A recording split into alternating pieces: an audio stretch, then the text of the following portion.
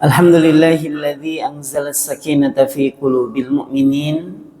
Segala puji bagi Allah yang telah menurunkan ketenangan ke dalam hati orang-orang yang beriman. Walhamdulillahilladzi arsala rasulahu bil huda wa dinil haqq. Dan segala puji bagi Allah yang telah mengutus seorang rasul yang membawa hidayah dan membawa agama yang benar. Walhamdulillahilladzi ahyana ba'dama amatana wa ilaihin nusyur. Dan segala puji bagi Allah yang telah menghidupkan kita dari kematian sementara kita, dan kepadanya lah nanti kita akan dikembalikan. Alhamdulillah wa syukurillah jamaah salat subuh yang sama-sama mengharap ridho dan belas kasih sayang Allah Subhanahu wa taala. Pada kesempatan pagi hari ini kembali kita patut bersyukur karena Allah masih mentakdirkan kita untuk ringan dalam melakukan kebaikan. Dan mudah-mudahan dari kebaikan yang kita lakukan, Allah ridho kepada kita. Allah jadikan kebaikan ini sebagai wasilah penggugur dosa, peninggi derajat, dan dimudahkan setiap urusan kita. Amin ya rabbal alamin. Dan untuk mengundang keberkahan Allah, kita buka dulu kajian kita pada pagi hari ini dengan sama-sama membaca basmalah. Bismillahirrahmanirrahim. Hari ini jamaah sekalian rahmatullah Allah, kita akan membahas berkenaan dengan tema 5 wasilah kebaikan. 5 wasilah kebaikan. Sebagai sebuah pengantar, Nabi SAW adalah orang yang paling pandai bersyukur. Itu Nabi. Jadi Nabi SAW adalah orang yang paling pandai bersyukur.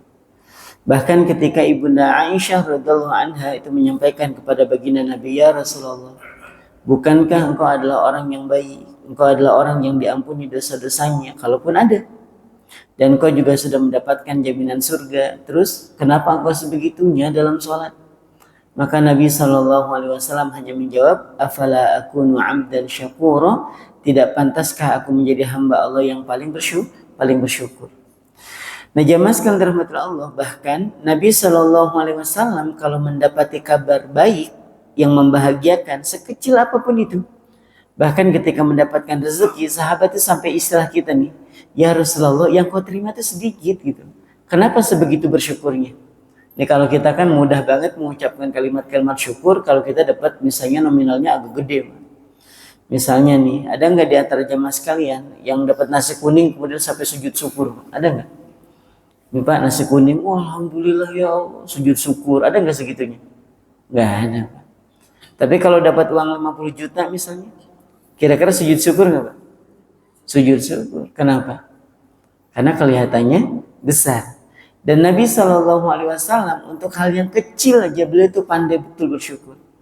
Dan kita bisa menemukan bagaimana Nabi SAW dalam berdoa ketika mendapati kabar bahagia, ketika mendapati rezeki, sekecil apapun itu, maka beliau menengadahkan kedua tangannya seraya berdoa, Allahumma kama farrahtana fi hadhihi dunya wa farrihna fil akhirah. Ya Allah, sebagaimana engkau telah membahagiakan kami ketika di dunia, maka bahagiakan juga kami nanti di akhirat.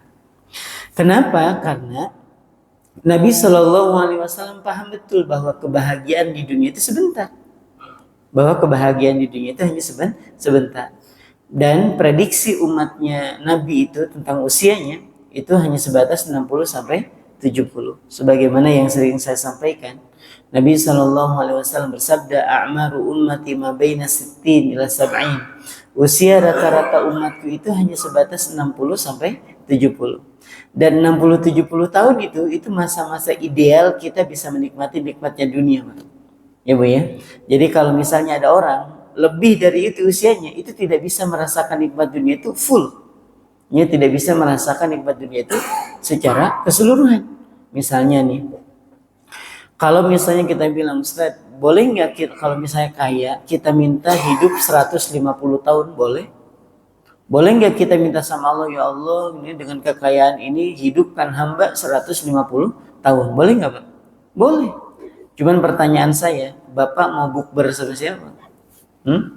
Mau buka bersama sama siapa? Atau mau reunian sama siapa coba? Udah nggak ada Pak, udah pada lewat semuanya kan? Nah 150 tahun itu sudah terlalu lebih sudah. Dan kalaupun ternyata ada orang usia 80, 90 tahun, itu nggak bisa juga menikmati nikmatnya dunia itu 100%. Misalnya nih, kalau ada orang sudah 80, 90, dikasih lobster, apa yang naik Pak? Kolesterol naik. Dikasih kacang-kacangan, asam urat yang naik, gitu kan? Dikasih healing, diajak healing, gak usah jauh-jauh Pak, ke lapangan Merdeka, balik-balik masuk angin, ini. Itu gambaran orang tuh kalau sudah 80, 90, dibawa naik pesawat takut jatuh, padahal uangnya ada Pak. Dibawa naik kapal takut tenggelam. Pokoknya apa aja diajak untuk bisa menikmati nikmatnya dunia nggak bisa, karena sudah usianya lewat dari 70 tahun. Makanya kita nggak bakal pernah menemukan nanti pas lagi Agustusan itu, misalnya nenek-nenek panjat pinang, kakek-kakek tarik tambang, udah nggak ada Pak. Emang bukan masanya, sudah bukan masanya. Dikasih buah, gigi yang nempel di buah Pak ya. Jadi bukan buahnya nempel gigi, tapi giginya nempel di buah. Karena emang udah bukan masanya gitu. Maka dari itu 60 sampai 70 tahun itu udah masa ideal sudah Pak. Masa-masa ideal kita bisa menikmati nikmatnya dunia. Lebih dari itu nggak bisa kita nikmati semuanya Pak. Kita mau hiking, diving, surfing gitu kan, apalagi fishing, mancing gitu ya. Itu udah masa-masanya 60-70 aja Pak, batasannya sudah. Lebih dari itu udah bukan masanya gitu ya. Misalnya nih Ustaz kan kalau kaya bisa mancing pakai kapal pesiar, silahkan aja. Pertanyaannya kalau misalnya ditarik sama apa barakuda, apa nggak ikut itu badannya kan? Karena memang bukan lagi masanya Pak, bukan lagi masanya. Dan karena Nabi Shallallahu Alaihi Wasallam faham bahwa kebahagiaan dunia itu sebentar, maka diajarkan oleh Nabi tentang doa supaya kebahagiaan kita itu memanjang, bukan cuma di dunia. Dan ada satu nasihat yang perlu kita renungkan bersama, yaitu nasihat yang disampaikan oleh Buya Hamka. Beliau menyampaikan, jangan sampai kelelahan-kelelahan dunia itu mengantarkan kita kepada kelelahan nanti di akhirat. Dunia itu lelah nggak Pak? Jujur aja Pak. Lelah nggak Pak dunia ini? Lelah. Bapak ada yang bekerja pagi berangkat, sore pulang, lelah. Tapi selelah-lelahnya kita bekerja di dunia, ada masa istirahatnya. Kalau pindah kantor, ada coffee time, ada waktu zuhur, waktu asar, masih bisa kita rehat Pak. Tapi kalau sudah lelah di akhirat, mau istirahat di mana coba? Misalnya, naudzubillah ya, ada orang masuk ke dalam neraka, terus lelah di neraka disiksa, terus mau ke sebelah, mau ke neraka mana? Ya, sama-sama apinya. Mau paling bawah ketemu Korun, bawahnya lagi ketemu Fir'aun, mau paling bawah ketemu iblis ya. Jadi neraka yang bertingkat-tingkat itu bukan tempat istirahat Pak. Sekalipun misalnya nih naik misalnya nih dari surga, dari neraka yang pertengahan ke neraka yang agak ringan, sama aja. Sahabat itu pernah meminta Nabi Shallallahu Alaihi Wasallam untuk disepilkan, disepil ya, bahasa sekarang ya. Ya Rasulullah, tolong spilkan bagaimana keadaan neraka dan tentang siksaan yang paling ringan di dalamnya. Sahabat kan penasaran Pak. Jadi sahabat itu nggak bertanya, ya Rasulullah siksaan apa yang paling berat, itu sahabat udah tahu Pak. Kengerian neraka itu udah digambarkan dalam Al-Quran, digambarkan dalam hadis-hadis Nabi juga digambarkan. Nabi cuma ditanya, ya Rasulullah, tolong gambarkan kepada kami tentang siksaan yang paling ringan di neraka. Digambarin siksa yang paling ringan di neraka.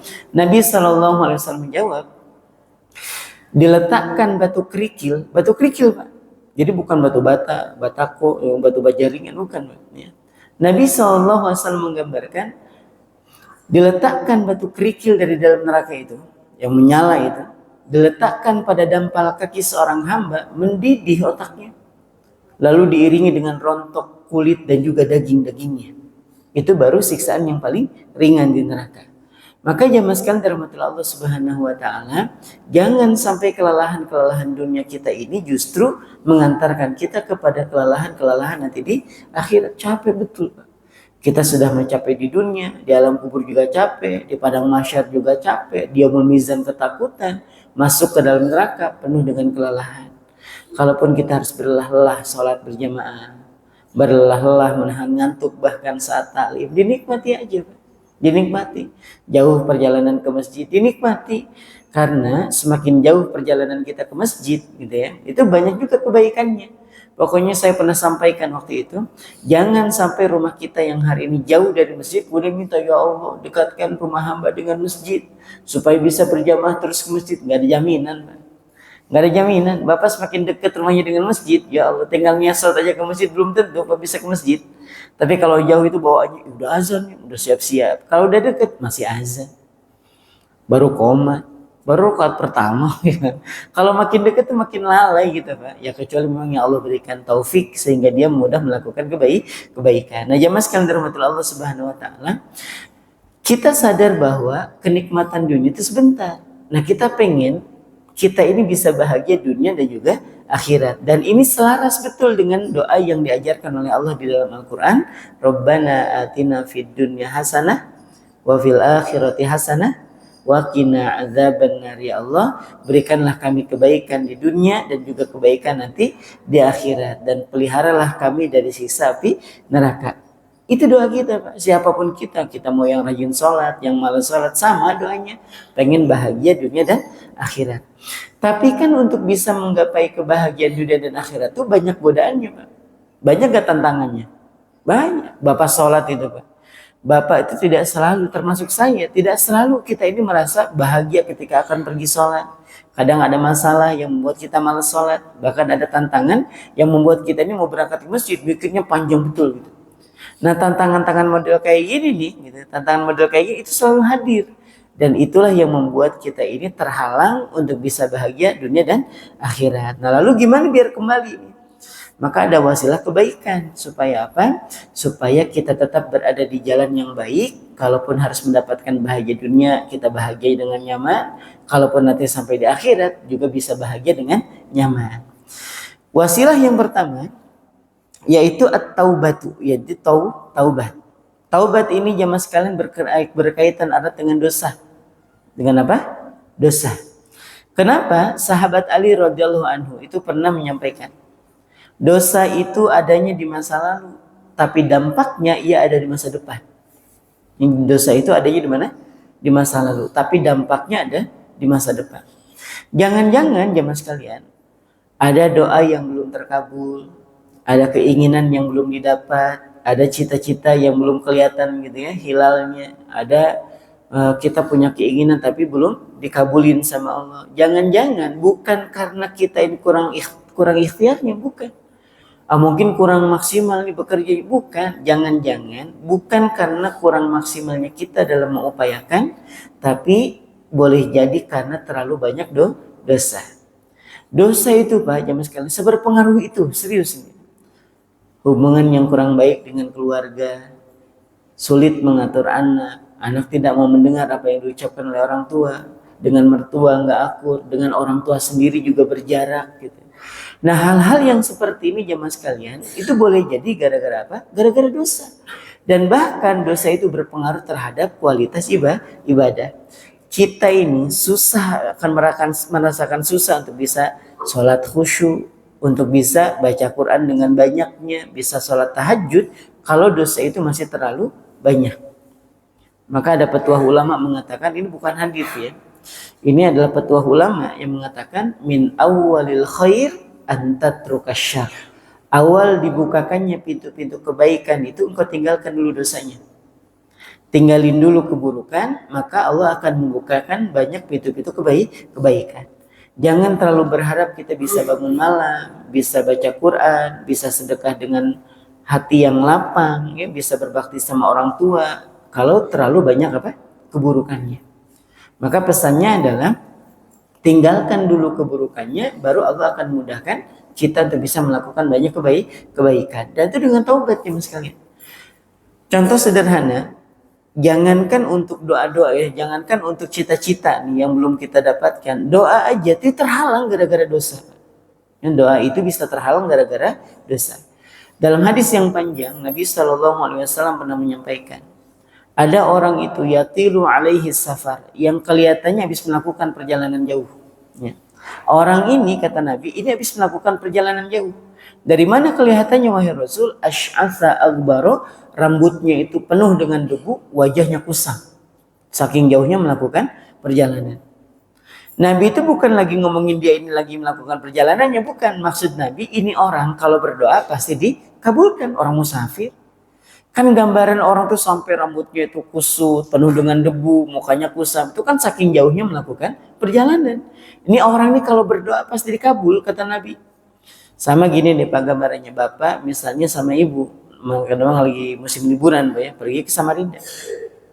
Sampai di Samarinda adzan duhur, Bapak mampir ke Islamic Center misalnya, Bapak sholat duhur nggak mesti ikut berjamaah. Bapak misalnya berdua dengan anak yang laki-laki, misalnya sholat di belakang, karena memang sholatnya dengan yang berjamaah itu beda, Pak. Kenapa beda? Kita dalam keadaan musafir itu boleh yang tadinya 4 rakaat jadi berapa? 2 rakaat. Dan itu yang lebih afdal. Asal Ustaz pengen lebih pengen lebih tenang aja berjamaah, silahkan. Tapi ini hadiah dari Allah. Jadi rukhsah dengan azimah itu berbeda, Pak. Ya. Misalnya nih ada orang puasa, terus tengah puasanya dia pusing kepalanya mau meledak rasa-rasanya. Ini boleh nggak dibatalin puasanya? Boleh. Dan itu rukhsah namanya, keringanan. Kalau ada orang sulit melakukan ibadah puasa di hari itu, maka dia ganti di hari yang lain, itu namanya rukhsah, keringanan. Nah, sedangkan mengqashar salat itu bukan rukhsah, bukan keringanan, tapi apa? Azimah. Azimah itu apa? Hadiah. Hadiah. Kalau kita bilangin, saya ini kuat, salat Umar juga kuat, bahkan lebih kuat rasa-rasa dibanding kita. Abu Bakar juga kuat kalau masalah ibadah, tapi ketika dalam melakukan safar, jangankan Umar, jangankan Abu Bakar As-Siddiq radhiyallahu anhuma ini, Nabi SAW ketika melakukan safar diqashar salatnya. Paham ya? Jadi itu hadiah, Pak. Beda ya, bedakan rukhsah, keringanan dengan azimah itu atau hadiah dari Allah. Maka ambil hadiahnya. Sampai kita ke Islamic Center, kita sholat 2 rakaat. Sholat duhur. Assalamualaikum warahmatullahi. Assalamualaikum warahmatullahi. Berdiri lagi, sholat apa? Asar. Yang jamak takdim. Sholat asarnya berapa rakaat, Pak? Jawab Pak, lain Jumatan ini. Berapa? 2. Kebayang nggak sholat yang tadinya 4 jadi 2? Udah gitu, nggak nunggu masuk waktu sholat berikutnya, ditarik jadi jamak takdim. Itu saat kita dalam keadaan safar. Selesai kita dari sholat asar, angkat tangan, doa makbul. Harusnya. Karena kita dalam keadaan apa? Musafir. Lalu Nabi SAW menyampaikan, wa yamuddu yadaihi ila sama, dia pun menengadahkan kedua tangannya ke langit. Ingat, Nabi SAW pernah menyampaikan, innallaha hayyun karimun. Allah itu hayy itu kalau bahasa kita itu malu, sungkan. Karimun juga maha mulia. Allah itu sungkan betul kalau ada siapa? Kalau ada seorang hamba yang menengadahkan kedua tangannya seperti ini, terus ketika turun dalam keadaan hampa, sungkan betul Allah, Pak. Nggak enak hati ngelihat ada orang sudah angkat tangan terus dibiarin aja, dianggurin gitu. Nggak enak hati Allah itu. Nah, Nabi menyampaikannya orang sudah angkat kedua tangan, pasti dikabulin harusnya. Terus wa yaqulu ya Rabb, dia mengatakan ya Allah gitu. Dia menyeru nama Allah. Maksudnya Nabi itu orang ini sudah memenuhi 3 syarat doa untuk dikabulkan. Dia musafir, dia menengadahkan kedua tangan, yang ketiga dia menyuruh nama Allah. Tapi Nabi melanjutkan, wa mat'amuhu haram, dia makan dari makanan yang haram. Wa mashrabuhu haram, dia minum dari minuman yang haram. Wa ghudiya bil haram, dan dia memenuhi kebutuhannya dengan yang haram. Wa malbasuhu haram, dia menggunakan pakaian dari pakaian yang haram. Fa anna yustajaba lahu, kalau begitu keadaannya, sayang sekali kata Nabi. Lalu bagaimana Allah akan mengabulkan doanya? Tuh. Jadi yang haram-haram ini, yang menghasilkan dosa ini, jangankan membuat cita-cita kita itu tercapai, doa aja terhalang dari pengabulannya. Itu dosa. Jadi nanti nih pas tahun baru terutama, pada nulis resolusi 2026. Gak usah banyak resolusi lah. Ya, gak usah terlalu banyak resolusi. Orang resolusi 2025 aja gak banyak yang tercapai. Pas masuk di 2024 penghujung, kita tulis resolusi keinginan-keinginan yang ingin dicapai di 2025. Udah ujung tahun kita cekin, ya Allah gak ada di checklist. Jalan-jalan gak ada, pulang kampung gak juga. Ya, bisa puasa Senin Kemis lewat juga itu. Dari sekian checklist itu gak ada yang di checklist. Nah, jangan-jangan bukan karena kurang ikhtiarnya.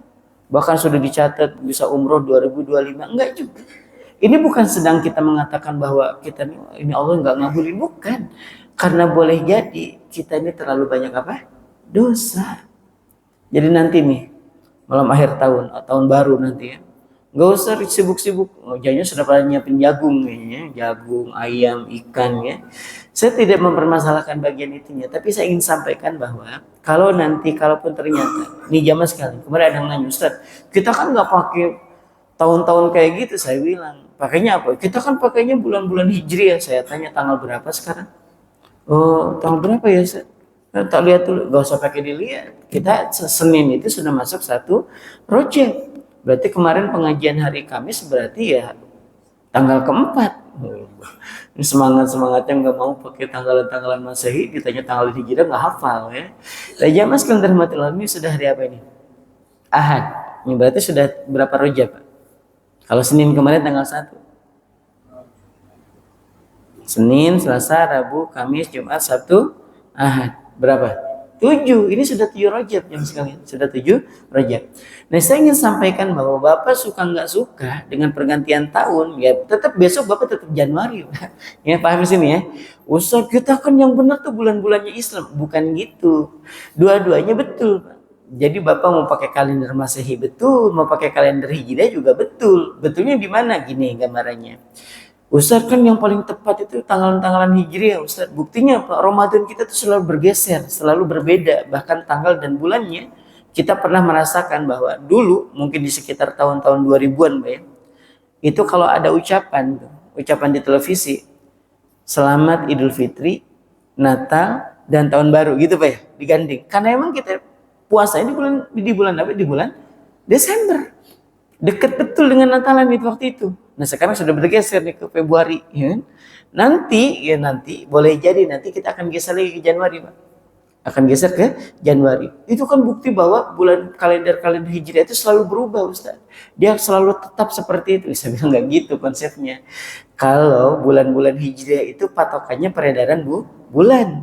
Nah, sedangkan Masehi itu peredaran matahari. Itu bedanya di situ, Pak. Makanya saya bilang, Ustaz, benarnya di mana tanggalan Masehi? Benarnya di sini, Pak. Bapak kalau sudah masuk bulan Oktober, November, Desember itu masuk musim dingin. Itu masuk musim apa? Dingin. Dan puncak-puncaknya musim dingin itu di mana? Di Desember.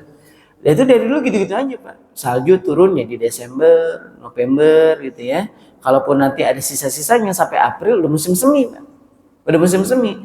Jadi dua-duanya betul aja saya bilang. Nah, kalaupun ternyata jamaah sekalian di akhir tahun, yang di akhir tahun nih, saya mau bakar jagung.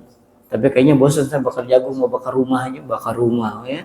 Ini tolong nih, malam tahun baru itu nggak usah banyak gaya, nggak usah kunjungan gitu. Ya nggak usah apa? Kunjungan. Kalaupun ternyata jamaah sekalian nggak bisa tidur gara-gara banyak petasan, banyak mercon dan sebagainya itu, nggak usah ngomel banyak. Ambil wudhu, gelar sejadah, sholat 2 rakaat. Sholat terserah, mau sholat hajat silakan, mau sholat sunnah wudhu silakan, mau sholat sunnah taubat silakan. Ini bukan sedang menghususkan malam tahun barunya karena kita nggak bisa tidur. Nah, setelah itu kita doa, ya Allah, banyak betul sudah hamba ini melakukan kesalahan. Banyak betul dosa hamba di 2025 ini. Ya Allah, berikan kebaikan kepada hamba nanti di tahun ini. Tolong mudahkan setiap urusan hamba, berikan taufik kepada hamba sehingga hamba mudah dalam melakukan kebaikan. Doa. Daripada ngomel nggak karu-karuan, dengan doa yang banyak di situ, paham ya? Jadi jamaah sekalian dirahmati Allah, resolusi kita masuk ke 2026 itu fokus kita adalah taubat. Nah, kalau sudah taubat kita baikin nih, Mbak, kita baikin taubatnya, memperbanyak ibadahnya dan seterusnya, baru kemudian masuk ke berikutnya. Ya, masuk yang ke berikutnya, yaitu dimudahkan untuk bisa melakukan amal soleh. Kebayang nggak Bapak dosanya diampuni, doanya dikabulkan, dosa-dosanya digugurkan, urusan dimudahkan, gitu Pak ya. Misalnya terus fokus ke tobatnya maksimal, maka Allah akan maksimalkan juga rezekinya, cita-citanya, hubungan dengan keluarganya, gitu Pak. Jadi fokus kita kepada apa? Taubat. Dan ternyata tidak semua dosa itu selesai dengan taubat, Pak. Makanya ada wasilah yang kedua. Ya, wasilah yang kebaikan yang kedua yaitu apa? Amal soleh. Wasilah kebaikan yang kedua adalah amal soleh. Karena tidak setiap dosa itu selesai dengan taubat. Ada dosa yang nggak selesai dengan taubat, ada yang hubungannya dengan makhluk. Misalnya nih, kita zalim sama orang, nggak cukup dengan ya Allah hamba bertobat, ampuni dosa-dosa, nggak cukup Pak. Kalau berkenaan dengan harta gitu ya kan, utang piutang lunasi. Kalau berkenaan dengan dolimnya ucapan kita, minta maaf. Kalaupun ternyata ada sikap kita yang kurang berkenan terhadap saudara kita dan kita tahu memang gitu kelakuan kita, maka mohon ridhonya gitu. Karena memang tidak setiap dosa itu bisa selesai dengan taubat. Maka ada yang namanya amal soleh. Nabi SAW mengajarkan kepada kita untuk meminta kepada Allah diampuni dosa dari dosa yang diketahui dan dosa yang tidak diketahui. Nah, gini gambarannya jemaah sekalian. Dosa yang kita ketahui gampang, Pak. Diingetin sama Allah tentang dosa keburukan kita di masa lalu. Kita tinggal angkat tangan, ya Allah, buruk betul hamba di masa itu. Ampuni keburukan hamba, udah selesai. Tapi ada dosa yang kita kan nggak tahu, Pak ya. Contoh dosa nggak sengaja. Kita udah ngomong biasa aja, Pak. Ngomong tuh biasa, tapi ternyata buat saudara kita buat sakit hati. Kita taunya dari mana? Dari orang, Pak. Bapak itu nggak mau ngomong lagi sama Bapak. Kenapa? Sakit hati dia dengan omongan Bapak. Ya Allah. Kita ngomong tuh udah betul-betul, padahal kita ngomong tuh nggak ada yang berniat bermaksud untuk menyinggung perasaan dia. Tapi namanya orang lagi ada masalah ya, tersinggung perasaannya. Itu kan kita nggak sengaja namanya, Pak. Contoh lain misalnya nih. Bapak, saya sering sarankan buat bapak-bapak yang hadir hari ini termasuk ibu. Kalau pas lagi hujan, tolong-tolong bawa motor, bawa mobil dipelanin. Nih, kalau pas lagi hujan nih, Pak, pas lagi hujan. Kalau bawa motor, bawa mobil itu dipelanin. Apalagi kalau sedang lihat genangan di depan, Pak. Atau genangan yang mengingatkan kita pada masa lalu. Apa itu, Bu? Oh, kenangan. Karena ibu nggak hadir ya. Hadir ternyata di belakang ya. Misalnya ban kita tuh kena genangan masa lalu lagi ya. Kena genangan. Nah, pas lagi laju-lajunya bawa mobil, ban mobil kita kenapa? Kena genangan. Nah, airnya nyiprat ke mama-mama yang mau kondangan. Bu, kelar memang urusan kita, Pak. Ya? Serius ya, Bu ya? Bu, jujur Bu, kalau mau kondangan nih, kondangan resmi, Ibu dandan berapa jam kira-kira, Bu? 1 jam lah ya. Tuh, dengerin Pak, 1 jaman. Ini hasil survei loh Pak, serius Pak. Saya tanya ke ibu-ibu, kalau mau kondangan dandan berapa jam? 1 jaman, kadang-kadang lebih. Itu baru dandan, belum drama memilih baju. Beb, bagusan mana? Yang pink atau yang peach? Wah ya. Kata suami ini kayaknya yang peach aja biar sok warnanya keluar hijau dia ya. Pilihannya kan pink dengan peach, yang keluar apa? Hijau ya, atau kuning gitu ya. Itu dramanya di situ. Nah, orang ini sudah mau kondangan, dia cakep betul nih, kena cipratan air. Coba deh saya tanya dulu ibu-ibu kalau sudah dandan dengan maksimal mau kondangan pakai baju yang terbaik terus kena cipratan air, kira-kira ibu akan lebih mudah ngomel atau berdoa yang baik-baik, Bu? Tuh, dengerin Pak ya. Karena memang fitrahnya kayak gitu, sesoleha apapun ibu-ibu gitu ya, yang hadir pagi hari ini. Rasanya sulit saya membayangkan kalau pas mau kondangan baju keciprat air kemudian ibu bilang, Masya Allah tabarakallah. Ya. Ada yang kayak gitu, qadarullah wa masya'a fa'ala. Waduh, ya solehah banget punya istri model kayak gini. Gak ada Pak. Enggak Ustaz, saya ini gak suka mencaci orang. Saya kalau ternyata kena yang seperti itu, saya doain dia dengan doa yang baik. Apa doanya, Bu?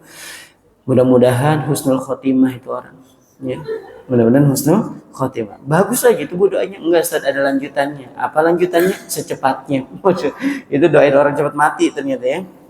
Nah, jamaah sekalian rahmatillah Allah. Nah, hal-hal yang seperti ini tuh kesalahan dan ada catatannya, dan sampai hari kiamat ada catatannya. Ada ya. Apalagi kalau kita tahu dari spion.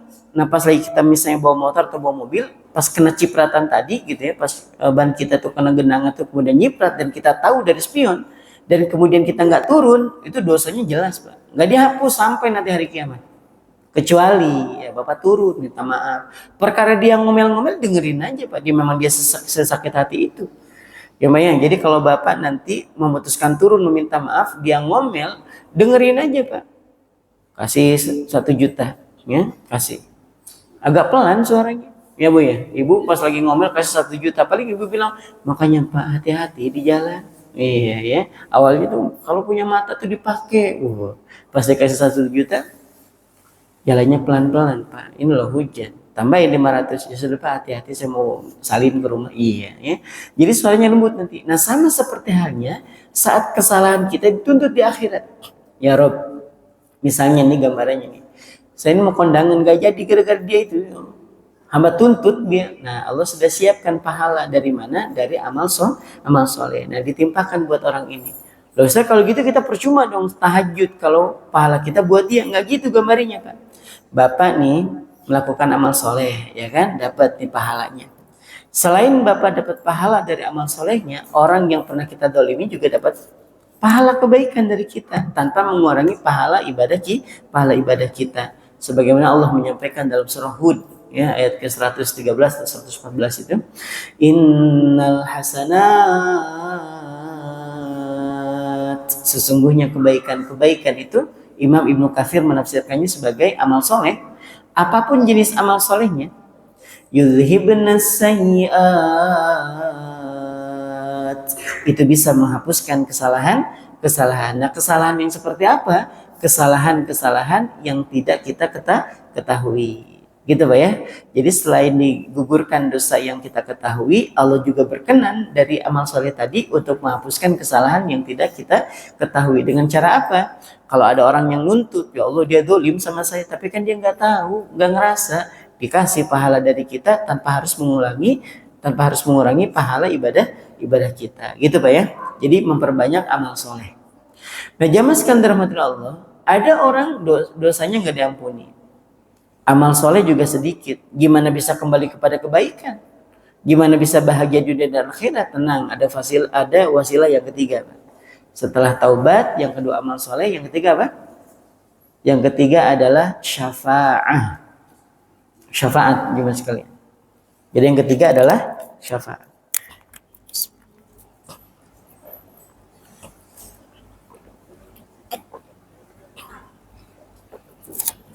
Yang ketiga adalah syafaat.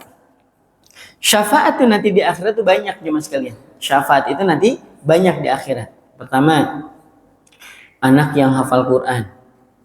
Tapi ingat, bukan cuma hafal, Pak. Hafal, dia menjaga, dia mengamalkan gitu, Pak ya. Ini satu. Yang kedua, Al-Quran. Al-Quran itu nanti di akhirat jadi syafaat betul buat kita. Iqra'ul Qur'ana fa innahu ya'ti yaumal qiyamah syafi'an li ashabi. Bacalah oleh kalian Al-Quran, karena Al-Quran itu nanti akan datang pada hari kiamat memberikan syafaat kepada siapa? Li ashabi, kalau kita baca terjemahnya, kepada para pembacanya. Gitu kan terjemahnya? Li ashabi itu artinya untuk para sahabat-sahabatnya. Jadi li ashabi itu artinya untuk para sahabatnya. Terus siapa aja sahabat Al-Quran itu? Nah, sahabat Al-Quran itu tidak hanya orang yang membacanya, Pak. Jadi nih sahabat Quran itu nih, satu memang yang membacanya. Yang kedua yang mendengarkannya. Ada orang bilang, Ustaz, saya tuh nggak bisa baca Quran. Terus, tapi saya tuh nggak bisa tidur kalau nggak dengerin murotal gitu. Bahkan kalau pas lagi saya sakit, saya lagi gundah gulana, saya panggil anak saya buat baca Quran di samping. Kenapa? Saya senang betul dengerin Quran. Nah, paham ya? Nah, ini pun sahabat Quran, Pak. Sekalipun dia nggak bisa baca. Yang ketiga, orang yang hafal Quran. Yang keempat, orang yang mengajarkan Al-Quran. Yang kelima, orang yang mengamalkan Al-Quran. Ada seorang ibu waktu itu. Saya kira bahwa ibu-ibu di masjid sebesar itu, di tempat yang semaju itu, saya kira ibu-ibu ini sudah pada bisa ngaji, Pak.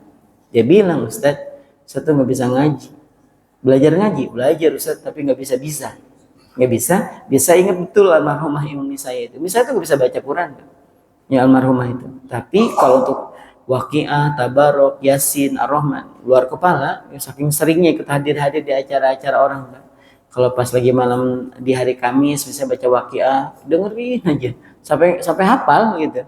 Nah, ibu ini bilang kayak gini, Ustaz, saya nggak bisa hafal, nggak bisa baca Quran, terus saya udah belajar, Ustaz, tapi nggak bisa. Tapi Ustaz, rasa-rasanya apapun yang Allah sampaikan dalam Al-Quran saya jalanin. Al-Quran ngelarang kita ngambil makan riba. Saya nggak pernah ngambil riba. Nah, Al-Quran ngajarin kita untuk berbakti sama orang tua. Saya bakti sama orang tua saya, Ustaz. Al-Quran mengajarkan santun sama anak yatim. Saya santunin anak-anak yatim itu. Terus Al-Quran juga mengajarkan untuk mudah memaafkan, ya Pak ya, berlapang dada terhadap saudaranya. Saya juga gitu. Al-Quran melarang gibah. Saya nggak pernah ikut-ikutan. Ustaz, namanya gibah. Saya berpikir bahwa bunda ini adalah sahabat Quran. Kenapa? Walaupun bunda itu nggak bisa baca Quran, nggak hafal Quran, apalagi mengajar Quran, baca aja nggak bisa, tapi mengamalkan isi Al-Quran. Nah mudah-mudahan Bunda juga termasuk sahabat Al-Quran. Nah jamaah sekalian, ini Al-Quran memberikan syafaat. Yang ketiga, siapa? Anak yang wafat saat dia belum akil balik. Bapak punya anak nih, ibu punya anak, usia 3 bulan meninggal. Kan ada Pak ya? Ada yang baru lahir meninggal, ada yang baru setahun meninggal, ada yang baru 5 tahun meninggal. Saya wasiatkan buat jamaah sekalian, kalaupun ternyata Allah cabut anak-anak kita sebelum masuk usia akil balik, udah sabarin aja Pak. Kenapa? Sahabat Abu Hurairah tidak tanya sama sahabat yang lain. Ya Abu Hurairah, engkau kan orang yang paling dekat dengan Nabi. Terus, coba ada nggak kabar dari Nabi tentang orang yang ditinggal wafat oleh anaknya yang usia belum balik? Abu Hurairah menyampaikan, si anak ini akan menarik baju orang tuanya seperti aku menarik baju engkau ini. Jadi kata Abu Hurairah sambil mempraktekkan, ditarik baju sahabatnya itu. Anak ini nanti di akhirat akan menarik orang tuanya seperti aku menarik baju engkau ini. Dan meminta kepada Allah, ya Allah, aku tidak akan masuk ke dalam surga kecuali dengan keduanya. Dan Allah mengizinkan itu Pak. Selama catatannya ketika dicabut anaknya itu dalam keadaan sabar. Ya Allah, segitunya Pak ngasih syafaat itu. Dan bahkan menjadi hijab antara orang tuanya dengan neraka. Sebegitunya Pak syafaat. Nah di antara syafaat-syafaat yang sudah saya sebutkan, ada syafaat yang lebih besar dari itu. Syafaatul uzmah namanya. Apa itu? Syafaat dari baginda Nabi Muhammad Sallallahu Alaihi Wasallam. Kita bisa temukan dalam hadis riwayat Imam Bukhari dan juga Imam Muslim. Nanti orang-orang itu minta syafaat kepada Nabi Adam. Nabi Adam bilang, ya nggak bisa ngasih syafaat. Datang kepada Nabi Musa, nggak juga bisa ngasih syafaat. Bahkan datang kepada Nabi Isa alaihissalam juga nggak mampu memberikan syafaat. Nabi Mbak, yang sujudnya panjang nanti di padang mahsyar. Setelah hari kebangkitan, kemudian orang-orang sudah ada yang masuk surga, ada sebagian masuk neraka. Nabi tetap sujud dengan sujud yang lama. Allah bertanya, ada apa ini? Enggak ya Allah, umatku masih di neraka, banyak betul. Kata Allah, apa yang kau minta, aku kabulkan sudah. Allah bilang apa? Irfa ra'sak, angkat kepala engkau. Enggak ya Allah, umatku masih di neraka. Terus minta sudah kepadaku, kata Allah, aku kabulkan. Nabi bilang apa? Ya Allah, berikan kepadaku kesempatan memberikan syafaat buat mereka itu. Dan Allah menyampaikan isma' tu syafa', silahkan berikan syafaat. Engkau diberikan kesempatan memberikan syafaat. Disyafaati orang-orang yang pantas itu Pak. Udah keluaran banyak nih, sujud lagi dengan sujud yang lama dan berulang-ulang Pak. Sampai kapan? Sampai orang-orang yang pantas mendapatkan syafaat udah selesai Pak. Sisanya masih ada nggak? Ada, itu tergantung. Jadi syafaat itu gambarannya kalau kita tetap sholat, tetap puasa, tapi dosa kita lebih banyak. Itu masih berkesempatan dapat syafaat. Tapi kalau puasa enggak. Ya Pak ya, sholat enggak, diajak kebaikan enggak mau, diajak sedekah uring-uringnya, diajak baca Quran kesurupan ya. Ini orang model kayak gini nih susah pada bersyafaat. Ya gimana dapat syafaat? Baca Qurannya kesurupan, ya Pak ya. Baru dibawa baca Quran padahal belum dibawa lagi sholat tahajud. Enggak mau, jauh Pak yang kayak gini. Nah maka jauh juga dari syafaat. Jadi syafaat itu gambarannya kita tetap melakukan kebaikan tapi keburukan kita lebih banyak. Nah masih berkesempatan dapat syafaat. Tapi kalau sholat gak mau, puasa gak mau, melakukan kebaikan gak mau, durhaka iya sama orang tua, gak ada harapan. Gak ada harapan. Baik. Syafaat yang paling besar adalah syafaat dari baginda Nabi Sallallahu Alaihi Wasallam. Saya ingin ceritakan dulu satu Pak ya, sebelum kita lanjutkan ke yang keempat. Al-Quran itu, ya mas kalian, jangankan di akhirat, jangankan di akhirat, di alam kubur bisa ngasih syafaat, di alam kubur. Bahkan waktu itu Nabi SAW itu datang oleh seorang sahabat, ya Rasulullah, aku duduk-duduk dan aku tidak menyangka itu di atas kuburan. Gitu ya. Dan setelahku ada orang datang, kemudian dia membaca surah Tabarok sampai selesai, maka disampaikan kepada Nabi dan Nabi SAW menyampaikan itu bisa menjadi apa? Peringan di alam kuburnya. Peringan azab di alam kuburnya. Dan dulu gitu ya, dulu saya mengira bahwa ini kisah dongeng ya. Saya pernah ceritakan kalau tidak salah. Ada malaikat datang untuk menyiksa seorang hamba di alam kubur. Gak jadi Pak, gak jadi.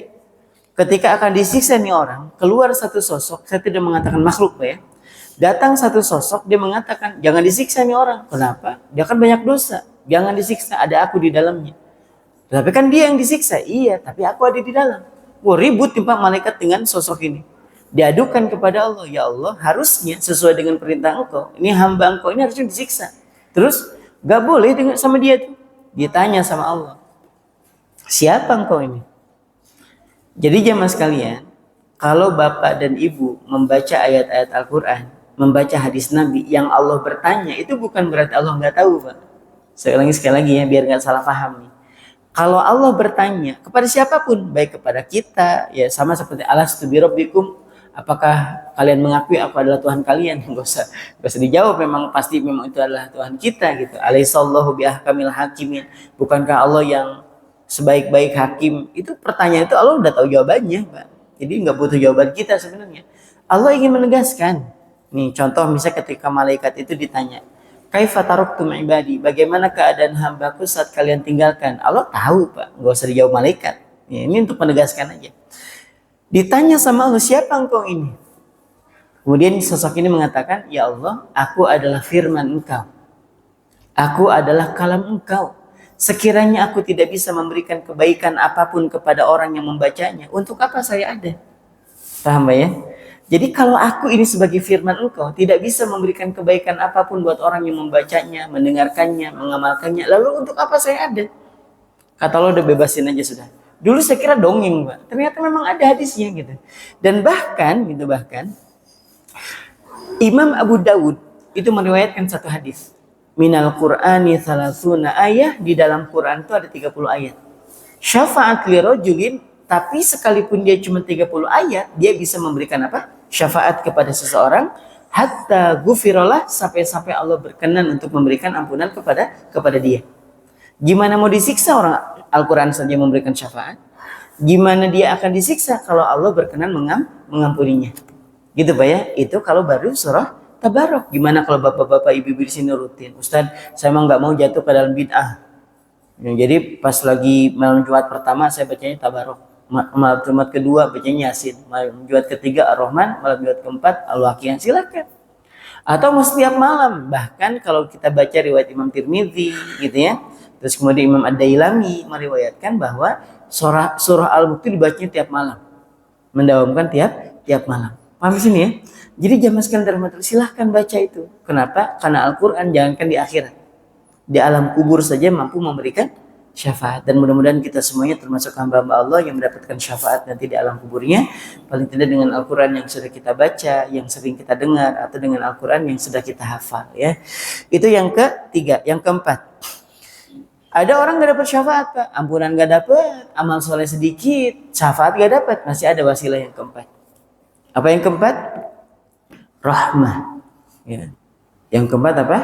Rahmat ya dari Allah. Saya ingin sampaikan dua kisah di sini.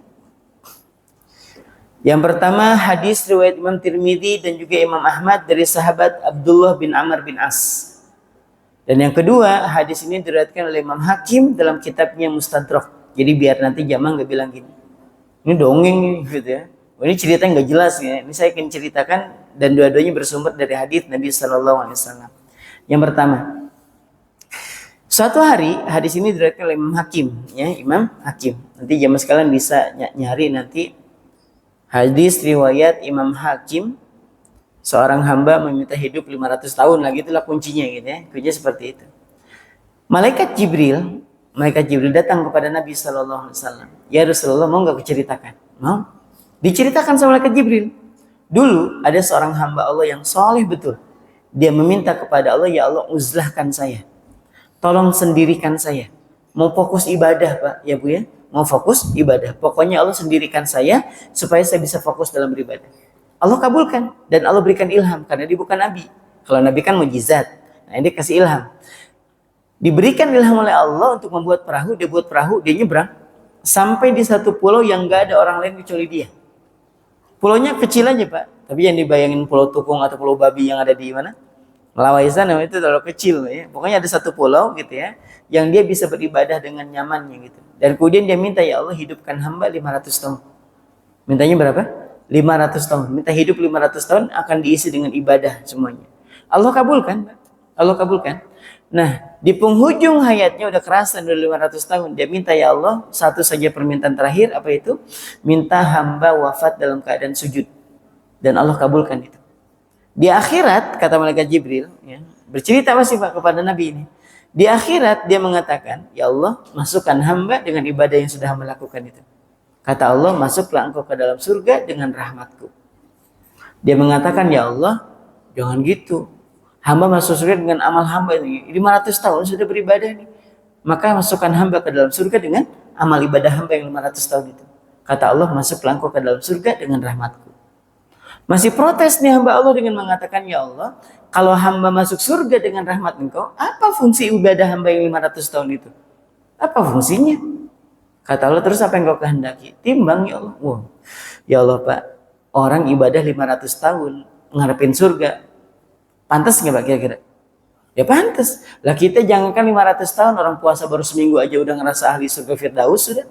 Ya Allah surga Firdaus sudah ini saya ini. Ya Allah baru 7 hari puasanya udah ngerasa surga Firdaus. Nah ini orang 500 tahun ibadah sendiri, nggak ada kesempatan maksiat. Ya wajar kalau dia pengen masuk surga dengan amal ibadahnya. Kata Allah, timbang sudah kalau memang kau berkehendak itu. Ditimbang Pak. Dan Allah tidak menimbang dengan semua nikmatnya. Allah hanya menimbang dengan apa?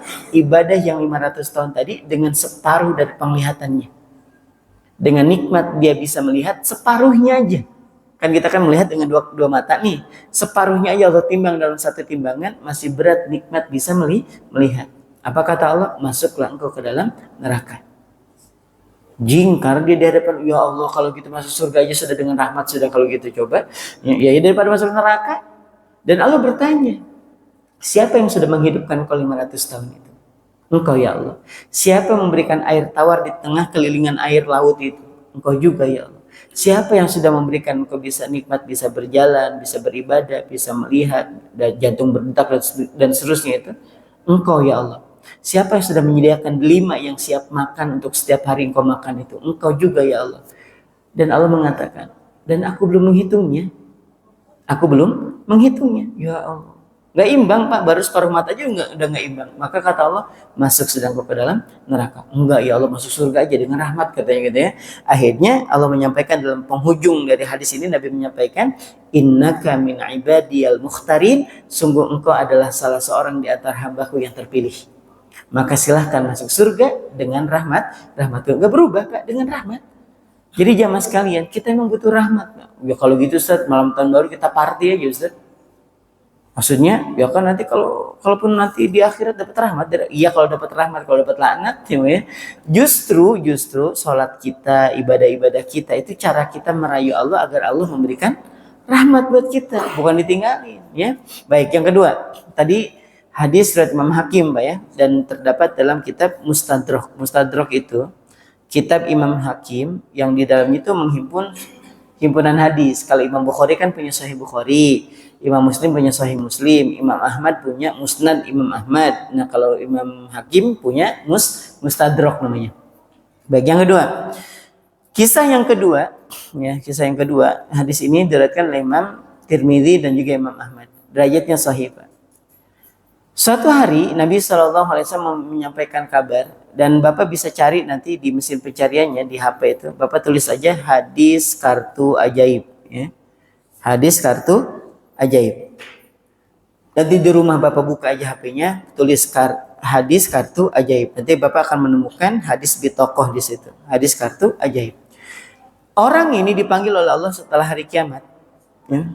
Ketika akan ditimbang amal kebaikan dan keburukannya, dipanggil oleh Allah hamba ini, dikasih hijab di sekelilingnya. Dikasih apa? Hijab.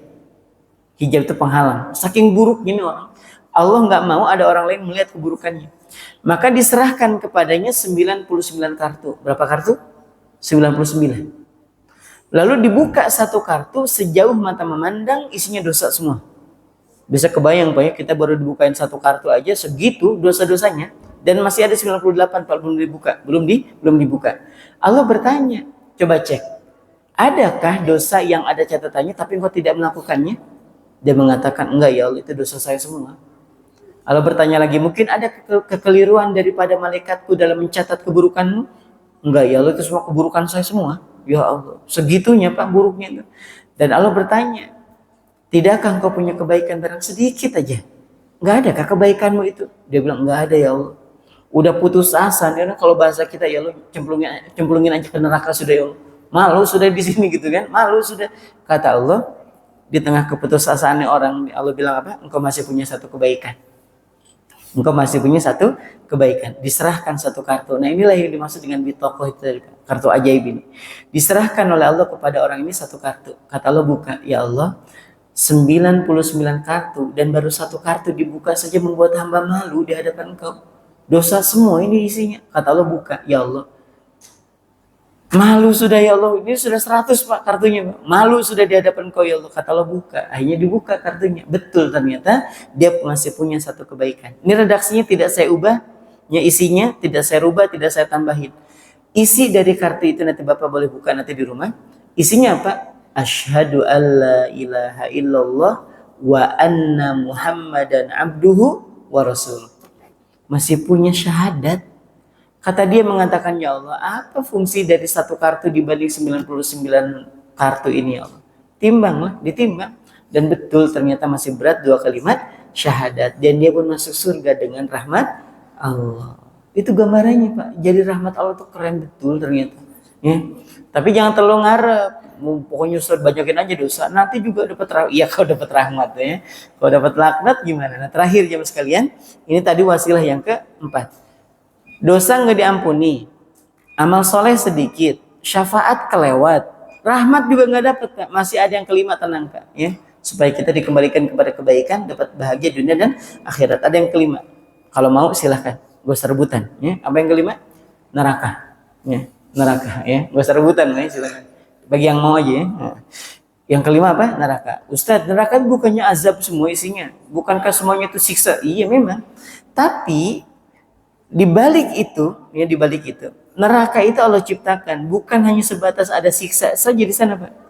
Tapi bukti sayangnya Allah kepada orang beriman. Bukti sayangnya Allah kepada orang yang beriman. Kapan?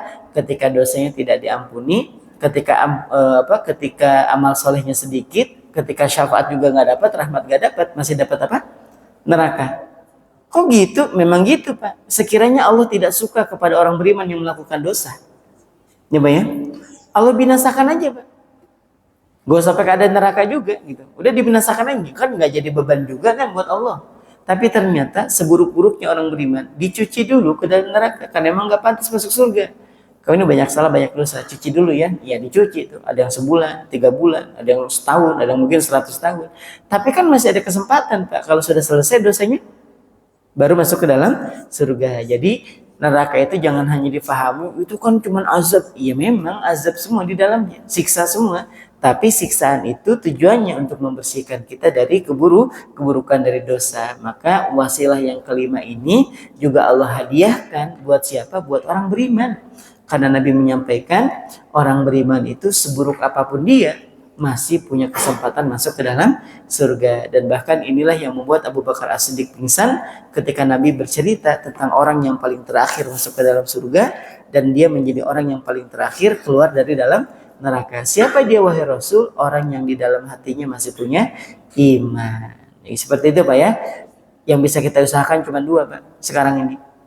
Yang pertama taubat, yang kedua banyakin amal soleh. Nah mudah-mudahan dengan kita bertobat diterima tobatnya, amal solehnya banyak jadi amal kebaikan. Nah mudah-mudahan di akhirat dapat syafaat dan juga dapat rahmat dari Allah. Mungkin ini bisa disampaikan buat jemaah sekalian.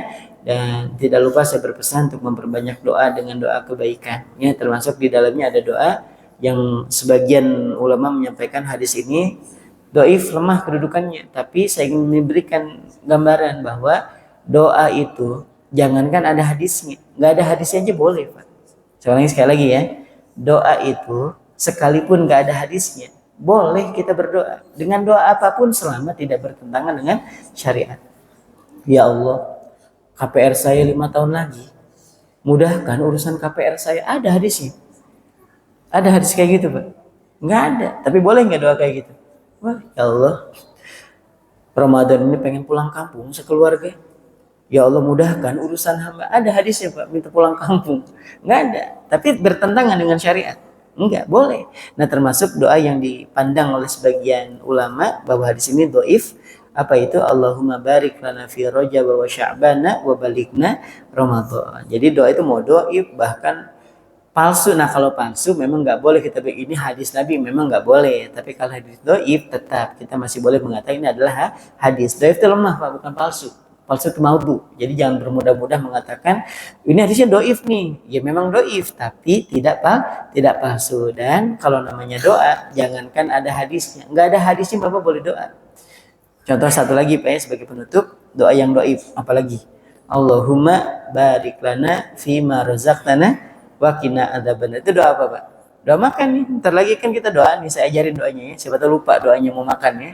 Kita mau makan nasi kuning, soalnya nasi kuning. Apa Bu hari ini temanya Bu? Boleh kambing ya, boleh kambing sama kambing guling ya, masya Allah.